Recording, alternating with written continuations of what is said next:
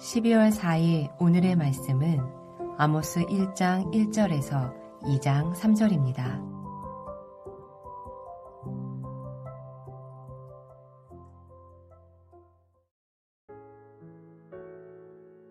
유다 왕 우시아의 시대, 곧 이스라엘 왕 요아스의 아들 여로보암의 시대 지진전 2년에 드고와 목자 중 아모스가 이스라엘에 대하여 이상으로 받은 말씀이라.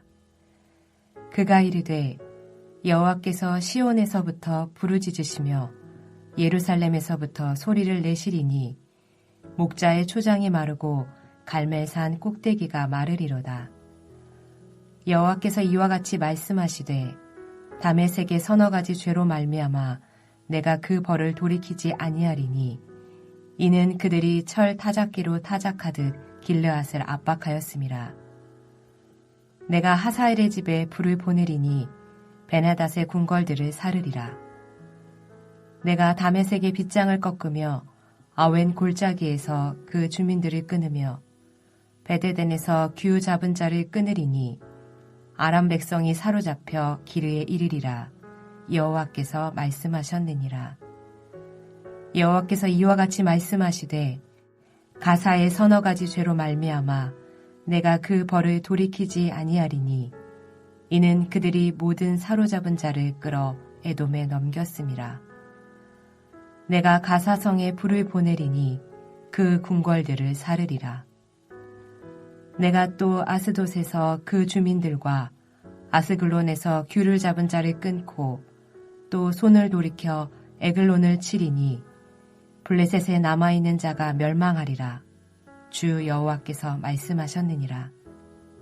여호와께서 이와 같이 말씀하시되 두로의 서너 가지 죄로 말미암아 내가 그 벌을 돌이키지 아니하리니 이는 그들이 그 형제의 계약을 기억하지 아니하고 모든 사로잡은 자를 에돔에 넘겼음이라. 내가 두로성에 불을 보내리니 그 궁궐들을 사르리라. 여호와께서 이와 같이 말씀하시되 에돔의 서너 가지 죄로 말미암아 내가 그 벌을 돌이키지 아니하리니 이는 그가 칼로 그의 형제를 쫓아가며 긍휼을 버리며 항상 맹렬히 화를 내며 분을 끝없이 품었음이라. 내가 대만에 불을 보내리니 보스라의 궁궐들을 사르리라. 여호와께서 이와 같이 말씀하시되 암몬 자손의 서너 가지 죄로 말미암아 내가 그 벌을 돌이키지 아니하리니 이는 그들이 자기 지경을 넓히고자 하여 길르앗의 아이벤 여인의 배를 갈랐음이니라. 내가 랍바 성에 불을 놓아 그 궁궐들을 사르되 전쟁의 날의 외침과 회오리 바람의 날에 폭풍으로 할 것이며 그들의 왕은 그 지도자들과 함께 사로잡혀 가리라. 여호와께서 말씀하셨느니라. 여호와께서 이와 같이 말씀하시되 모압의 서너 가지 죄로 말미암아 내가 그 벌을 돌이키지 아니하리니 이는 그가 에돔 왕의 뼈를 불살라 죄를 만들었음이라. 내가 모압에 불을 보내리니 그리옷 궁궐들을 사르리라. 모압이 요란함과 외침과 나팔 소리 중에서 죽을 것이라. 내가 그 중에서 재판장을 멸하며 지도자들을 그와 함께 죽이리라. 여호와께서 말씀하시니라. 아모스 1장 1절에서 2장 3절 말씀을 함께 묵상하겠습니다. 오늘부터 아모스서를 묵상합니다. 저는 이 아모스서와 얽힌 에피소드가 있습니다. 잠시 이야기를 나누자면 아모스서는 저에게 가깝기도 하고 멀기도 한 선지서입니다. 청년으로 있을 때 90년대 초반에 모 교회인 동부제일교회에서 아모스서를 가지고 청년부 여름 수련회를 진행했습니다. 그래서인지 아모스서 내용이 지금도 친숙하고 가깝지요. 하지만 멀게만 느껴지는 이유는 아모스서의 내용 때문입니다.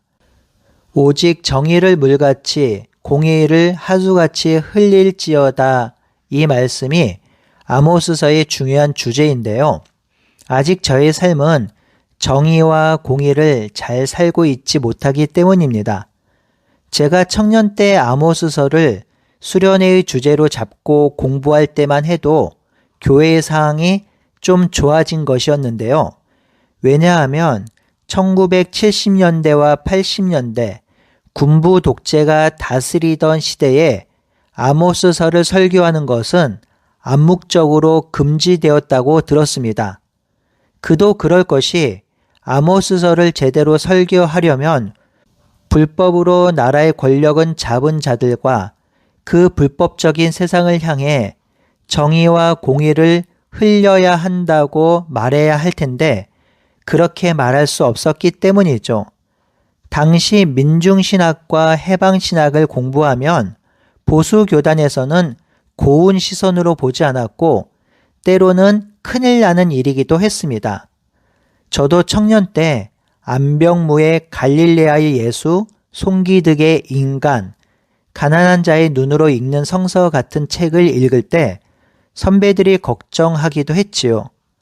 저에게 이런 감동과 의미를 가져다 준 아모스서를 다시 묵상하게 되니 감회가 새롭고 50을 훌쩍 넘긴 제가 아모스서를 읽으면서 청년 때처럼 묵상하고 적용하고 가슴이 뛰게 될지 아니면 전혀 다른 관점으로 이해하고 적용할지 저도 사실 궁금합니다. 하여튼 아모스서 묵상을 통해서 우리의 삶이 공의와 정의를 시행하는 삶이 되길 소망하며 아모스서 묵상을 하도록 하겠습니다. 먼저 아모스서 배경을 잠시 살펴보고요. 본문을 보도록 하겠습니다. 호세아서 묵상 후에 아모스서를 묵상하게 되는데요. 이렇게 묵상하도록 배치한 것은 매일 성경 편집자들의 의도인 것 같습니다. 왜냐하면 호세아와 아모스는 태어난 곳이 다르긴 하지만 동시대에 활동했던 선지자였기 때문입니다. 그래서 호세아서와 아모스서를 함께 연결해서 생각하고 묵상하시면 그 묵상의 깊이가 더해질 것입니다. 아모스 선지자는 참 독특한 선지자입니다. 아모스는 베들레헴 남쪽으로부터 약 160km 떨어진 드고아 출신의 목자이지요. 남유다에서 태어났지요. 하지만 아모스가 활동했던 것은 북이스라엘의 베델 지역이었습니다. 태어난 곳이 아닌 곳에서 사역을 하는 것은 아주 이례적이죠. 또한 그는 이사야처럼 왕족 출신도 아니고 예레미야처럼 제사장 출신의 가문도 아닙니다. 아모스는 뽕나무를 치던 목자였습니다. 그런 아모스 선지자가 사역했던 곳이 북이스라엘의 베델 지역인 것이죠. 목자였던 자가 선지자의 사명을 감당하고 자신이 자란 곳이 아닌 다른 곳에서 하나님의 말씀을 전하고 있는 사람이 바로 아모스입니다.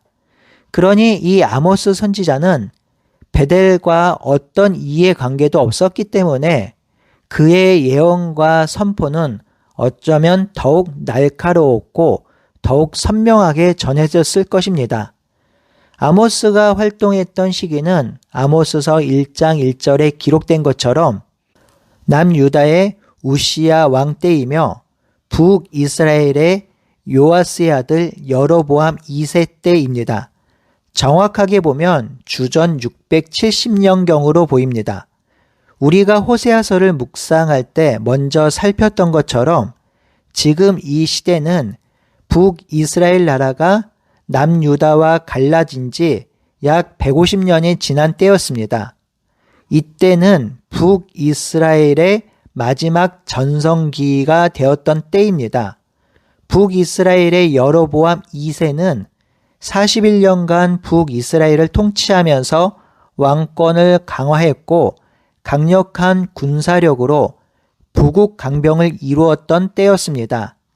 하지만 잘 살고 나라가 강대해졌다고 영적으로 또는 신앙적으로 좋아졌다는 말은 아니지요. 놀랍게도 이 시대의 종교적 타락은 극에 달했습니다. 또한 윤리적, 도덕적 부패는 상상을 초월했습니다. 무역의 발달로 빈익빈 부익부가 심화되었고요. 경제적으로 호황을 누리는 거부가 생겨났습니다. 이들은 사치품을 사들이고 또 자신들의 돈으로 만든 별장에 상하용품으로 치장했습니다.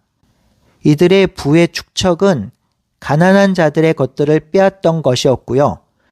또한 이때 만연했던 것이 인신매매입니다.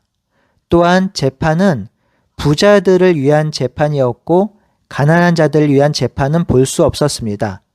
그리고 고아와 과부와 나그네와 가난한 자들, 이런 사람들은 어떤 법적인 보호도 받을 수 없었지요.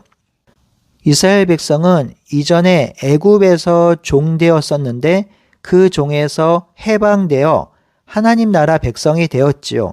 하지만 이들은 자신이 어떤 존재였고 어떻게 변화되었는지를 잊어버리고 다시 가난한 많은 사람들을 종으로 삼고 학대하고 가진 것을 빼앗았습니다. 하나님의 백성이 하나님의 백성의 정체성을 잃어버리고 세상 나라들과 같이 세상 나라들처럼 살아가고 있었습니다. 그러니 그 사회는 악이 만연했었지요. 이 시대의 심각한 문제 중에 하나는 우상숭배였습니다. 우상숭배가 극에 달했고 이 우상들이 자신들을 잘 살게 해주고 보호해 줄 것이라고 믿었기 때문에 그들은 우상숭배를 멈출 수 없었습니다. 우상숭배가 심각하니 당연히 제의적 요소, 예배의 요소가 타락되었지요. 하나님은 그들이 드리는 예배가 역겨워서 더 이상 받을 수 없었습니다. 그래서 그 예배를 멈추고 오직 공의를 물같이 정의를 하수같이 흘릴지어다 라고 말씀하셨던 것입니다. 이런 상황이 되니 하나님은 드디어 남유다의 드고아 출신 아모스를 선지자로 세워서 우상숭배가 만연한 베델로 보내어 하나님의 말씀을 전하게 하신 것입니다.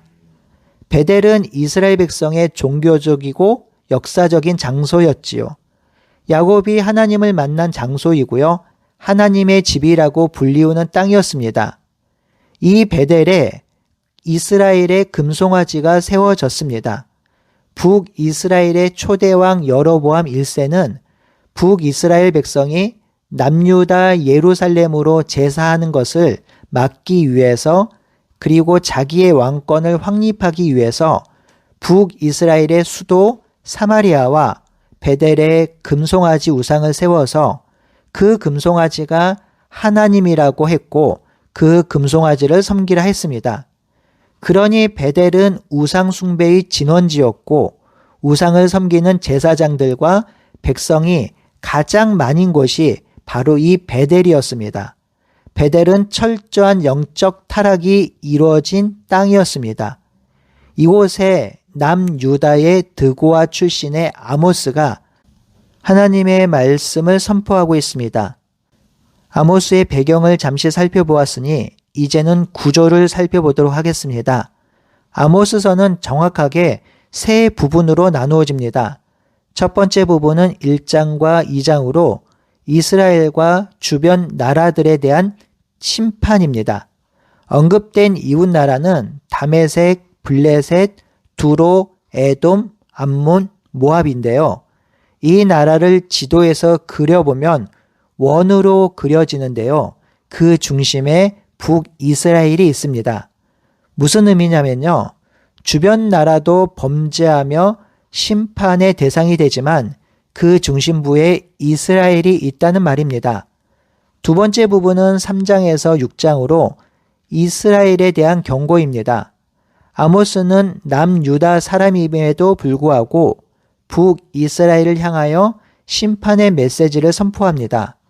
하나님이 이스라엘과 언약을 맺고 그들을 가나안 땅에서 살게 했음에도 불구하고 그들이 언약을 버리고 가난한 자들을 학대하고 빼앗는 사회적 부패와 악을 고발하고 있습니다. 세 번째 부분은 7장에서 9장으로 여호와의 날을 상징적으로 보여주는 5개의 환상이 기록되고 있습니다. 이 5개의 환상은 메뚜기, 불, 아나크, 여름 광주리, 제단에서 선 여호와인데요. 이 환상을 통해 심판의 당위성과 필연성을 설명하지요. 아모스는 하나님이 보이신 비전을 묘사하며 이스라엘 멸망을 예고합니다. 그러나 마지막에는 하나님께서 이스라엘을 다시 회복시킬 것을 약속하는 희망의 메시지를 전하기도 합니다. 이스라엘 백성은 파괴되는 건물과 같이 보이지만 하나님은 언약을 기억하시고 다윗의 집을 통해서 하나님의 백성을 다시 회복할 것이라 하십니다. 이 다윗의 후손으로 태어난 메시아를 통해서 모든 인류가 회복되고 새롭게 창조될 것을 말하고 있습니다. 이제 본문을 잠시 살펴보겠습니다. 1절은 아모스서의 표제입니다. 아모스가 사역했던 때를 기록하고 있는데 유다 왕 요시야의 세대, 곧 이스라엘 왕 요아스의 아들 여로보암의 시대 지진 전 2년에 드고와 목자 중 아모스가 이스라엘에 대하여 이상으로 받은 말씀이라고 기록하지요. 아모스 이름의 뜻은 여호와의 짐을 진 자입니다. 여호와의 짐을 진 아모스가 사역했던 때가 지진 전 2년인데요. 지진 전 2년이란 뜻은 대지진이 일어나기 2년 전에 활동을 시작했다는 말입니다. 가나안 지역에는 종종 지진이 일어나는데요. 지진 전 2년이란 표현은 큰 지진이 일어났던 적이 있었다는 것을 암시합니다. 남유다 백성이 북이스라엘에 대해서 환상을 받은 것도 참 이례적이긴 합니다. 2절은 총론으로 주제 선언문이라고 할 수 있겠습니다. 그가 이르되 여호와께서 시온에서부터 부르짖으며 예루살렘에서 소리를 내시니 목자의 초장이 마르고 갈멜산 꼭대기에서 마르리로다 라고 합니다. 아모스는 여호와를 아주 강력한 능력을 가진 분으로 묘사합니다. 그가 시온산에서 부르짖으며 예루살렘에서 소리를 낸다고 하지요. 지금 하나님의 성산에서 하나님이 임재한 그곳에서부터 사자의 음성과 같은 하나님의 분노, 노가 발해지고 있으며 외치고 있으며 그 하나님이 지금 말씀하신다고 합니다. 이 사자와 같은 하나님이 노를 발하시면 어떻게 되나요? 초장의 목장이 마르고 갈멜산 꼭대기에서 이를 마를 것이라 합니다. 초장의 목자가 마른다는 것은 가뭄과 흉년으로 땅이 황폐하게 될 것이라는 의미이지요. 또 그 황폐가 갈멜산 꼭대기까지 이른다는 말은 그들이 살아가는 모든 땅에 하나님의 심판이 임할 것을 선포하는 것입니다. 사실 갈멜산은 이스라엘 나라에서 가장 비옥하고 푸른 초장이 많은 땅입니다. 그런 비옥한 땅에 가뭄이 온다는 의미를 가지고 있고요. 또 하나는 상징적인 의미는 갈멜산에서 엘리야와 바알 선지자가 전쟁을 했는데요. 이때 엘리야가 승리함으로 그곳에 큰 물이 흘렀습니다. 하나님이 은혜를 주시면 물이 흐르고 하나님이 심판하면 물이 멈춘다는 그러한 상징적인 장소가 갈멜산이 된 것이지요. 그런 곳에 가뭄이 오니 하나님의 심판이 임하고 강력하게 임하고 있음을 보여주는 것입니다. 1장 3절에서 2장 16절까지는 이방 족속을 향한 하나님의 심판, 또한 이스라엘 백성을 향한 하나님의 심판 선언입니다. 순서를 보면 3절에서 5절은 다메섹, 즉 아람을 향한 심판 선언이며 5절에서 8절은 블레셋을 향한 심판 선언, 9절에서 10절은 두로를 향한 심판 선언입니다. 11절에서 12절은 에돔을 향한 심판 선언이며 13절에서 15절은 암몬을 향한 심판 선언입니다. 그리고 2장 1절에서 3절은 모압을 향한 심판 선언이죠. 2장 4절에서 6절은 이스라엘 백성을 향한 하나님의 심판 선언인데요. 오늘은 이방 민족을 향한 하나님의 심판 선언이 어떤 의미를 가지고 있는지 짧게 살펴보고 적용하도록 하겠습니다. 첫 번째는 하나님이 이스라엘 백성만의 하나님이 아니라는 것입니다. 한 지역만 다스리는 지역신도 아니고 한 민족만 다스리는 민족신도 아니라는 것입니다. 하나님은 이스라엘뿐만 아니라 이방 나라와 온 민족을 다스리는 분임을 보여줍니다. 두 번째는 하나님이 모든 민족의 죄악을 다 보고 계신다는 것입니다. 이방 민족의 죄악이 드러날 때 그들의 죄악을 이렇게 좌시하지 않으시는데, 그들의 죄악을 이렇게 다 보고 계시는데, 이스라엘 백성의 죄악은 얼마나 더 집중해서 보고 얼마나 더 집중해서 살피시겠는가 하는 것이죠. 하나님은 모든 백성의 죄를 다 보고 계신다고 하십니다. 세 번째는 이방 나라들도 자신이 지은 서너 가지 죄로 심판을 받는다면 이스라엘 백성은 더 많은 죄악으로 인하여 더 큰 심판을 받게 될 것이라는 말이지요. 사랑하는 성도 여러분, 앞으로 아모스서 묵상을 통해서 이스라엘 백성의 죄악들이 드러날 터인데요. 이 말씀을 우리 삶에 깊이 적용하며 묵상하길 바랍니다. 우리의 정체성은 분명합니다. 우리는 하나님의 백성으로 하나님의 말씀을 따라 이 땅에서 공평과 정의를 시행해야 하는 사람들입니다. 그런 놀라운 사명을 감당하는 자들이죠. 그런 우리가 오히려 세상보다 더 거룩하지 못하고 더 정결하지 못하고 더 부패하고 부정하다면 하나님은 안타까워하시고 더욱 돌이키길 간절히 원하실 것입니다. 그러니 우리는 하나님의 백성으로 세상과 다른 삶의 방식과 가치관으로 이 땅을 살아가는 우리 모두가 되길 바라고 소원합니다. 함께 기도하겠습니다. 하나님, 아모스서 묵상을 시작합니다. 아모스서 선지자를 통해서 북이스라엘 향하여 외친 그 하나님의 음성, 말씀을 우리가 귀담아 듣게 하여 주시고 그 말씀을 우리 삶에 적용할 수 있도록 인도하여 주시옵소서. 말씀을 통해서 드러난 우리의 죄악이 있다면 하나님 앞에 철저히 회개하게 하시고 우리의 삶을 돌이키게 하여 주시옵소서. 그리하여 하나님의 백성으로 하나님의 백성답게 이 땅을 아름답게 살아갈 수 있도록 인도해 주시옵소서. 살아계신 예수님의 이름으로 기도드리옵나이다. 아멘.